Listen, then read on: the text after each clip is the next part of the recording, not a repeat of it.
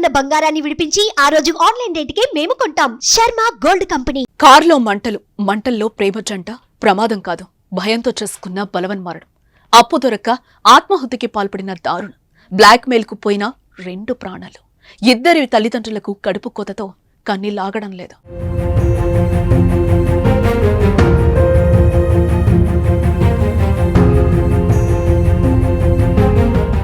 కంటికి రెప్పలా ఉంటాడనుకున్న కొడుకు కాలిపోయాడు. అటు కలలకు ప్రతిరూపంలా పెంచిన ఏకైక కుమార్తెను కళ్లెదుటే కాలిబూడిదైంది. వారి పరిస్థితి తలచుకుంటే ఎవరికైనా గుండె తరుక్కుపోవాల్సిందే. తెలంగాణలోని మేడ్చల్ జిల్లా ఘన్పూర్ ఓఆర్ఆర్ సర్వీస్ రోడ్డులో సోమవారం సాయంత్రం జరిగిన ప్రేమ జంట ఆత్మహత్య ఘటన ప్రతి ఒక్కరిని కలిచివేస్తోంది. కన్నవారికి మరింత భారంగా మారింది. చనిపోయే ముందు తండ్రికి బాలిక లొకేషన్ కూడా పెట్టింది. కూతుర్ని కాపాడుకునేందుకు పరిగెత్తుకు వచ్చిన ఆ తండ్రికి మంటల్లో కంటిపాప కాలిపోయి కనిపించేసరికి అల్లాడిపోయాడు. బాలికది ఘట్కేసర్ మండలం నారపల్లి. ఇంటర్ మొదటి సంవత్సరం చదువుతోంది. తల్లిదండ్రులకు ఒక్కగానొక్క కుమార్తె కావడంతో కంటికి రెప్పల అల్లారు ముద్దుగా పెంచారు. ఆమెకు ఇంటి పక్కనే సైకిల్ షాప్ నిర్వహిస్తున్న యాదాద్రి భువనగిరి జిల్లా బీబీనగర్ మండలం జమిలాపేటకు చెందిన శ్రీరాములతో పరిచయం ఏర్పడి ప్రేమగా మారింది. వారి మధ్య ప్రేమ ఈనాటిది కాదు, చాలా రోజుల నుంచే నడుస్తోంది.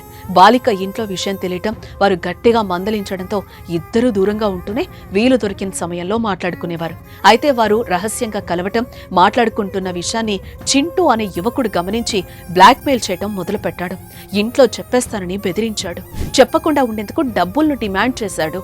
దీంతో బాలిక భయపడ్డంతో శ్రీరాములు చింటూకు 1,00,000కు పైగా డబ్బుల్నిచ్చాడు.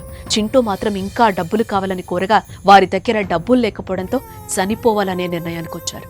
సోమవారం ఉదయం ఆమె తండ్రి నారపల్లి సమీపంలోని ఇంటర్ కళాశాల దగ్గర ఉదయం 8 గంటల ప్రాంతంలో దింపారు. కొద్దిసేపటి తర్వాత శ్రీరాములు కారులో వచ్చి బాలికను తీసుకెళ్లాడు. సాయంత్రం వరకు ఇద్దరు కలిసి కారులోనే తిరిగారు.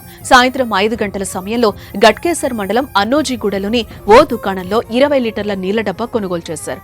అక్కడి నుంచి సమీపంలోని పెట్రోల్ బంకుకి కారులో వెళ్లిన దృశ్యాలు సీసీ కెమెరాల్లో రికార్డయ్యాయి. దాదాపు 10 నుంచి 15 లీటర్ల పెట్రోల్ కొనుగోలు చేస్తుంటారని పోలీసులు అనుమానిస్తున్నారు. అనంతరం జనాలు ఎవరూ లేని సమయం చూసి ఘన్పూర్ సర్వీస్ రోడ్లోకి వెళ్లి పెట్రోల్ పోసుకుని నిప్పంటించుకొని చనిపోయారు. అయితే చనిపోయే ముందు తన తండ్రికి శ్రీరాములు ఫోన్ నుంచి బాలిక వాట్సాప్లో లొకేషన్, 3 పేజీల లేఖను పంపించినట్లు పోలీసులు గుర్తించారు. వాటిని చూడగానే ఘటనా స్థలానికి వెళ్లేలోపే మంటల్లో కాలిపోయారు. అటు శ్రీరాములు కూడా తన కుటుంబ సభ్యులకు లేఖను పంపినట్టు తెలుస్తోంది.